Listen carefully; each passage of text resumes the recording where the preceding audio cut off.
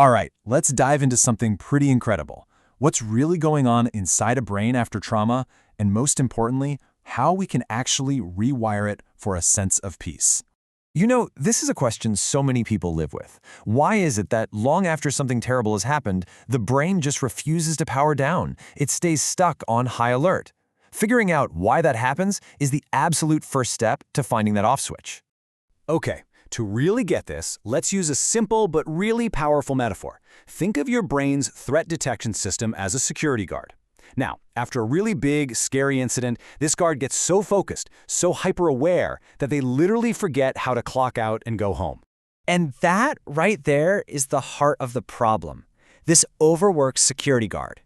Their only job is to protect you, right? But when they never ever go off duty, that constant protection starts to feel less like a shield and more like a prison. So what does that actually feel like? Well, it's this state of constant, draining hypervigilance. Every little sound could be a threat. Every new face is scanned for danger.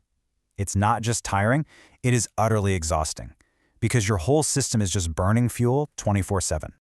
So let's look under the hood. What is physically happening inside the brain that keeps it locked in this survival mode? What are the actual mechanics at play? The official term for this is hyperarousal. And here's the part you really need to get. This isn't just about being a little jumpy. It's a state where your brain is actively searching for danger, even when the logical part of you knows you're totally safe. This really shows the internal tug-of-war that's going on. In a traumatized brain, two things are happening at once. Your frontal lobe, the part that does logic and planning, it slows way down. Meanwhile, the back of your brain, the primitive survival center, is just blasting out high-intensity alarm bells. It's literally like slamming on the gas and the brake at the exact same time. No wonder it feels so chaotic.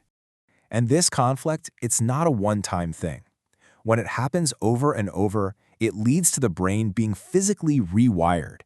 Danger becomes the new default setting. And this is so important to understand.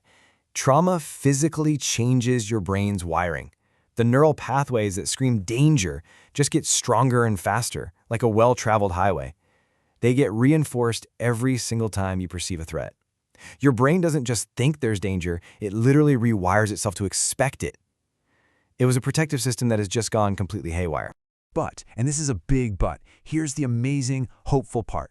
Just as a brain can be wired for danger, it can be rewired for safety. It's all about retraining that overworked security guard. And the goal here is actually beautifully simple.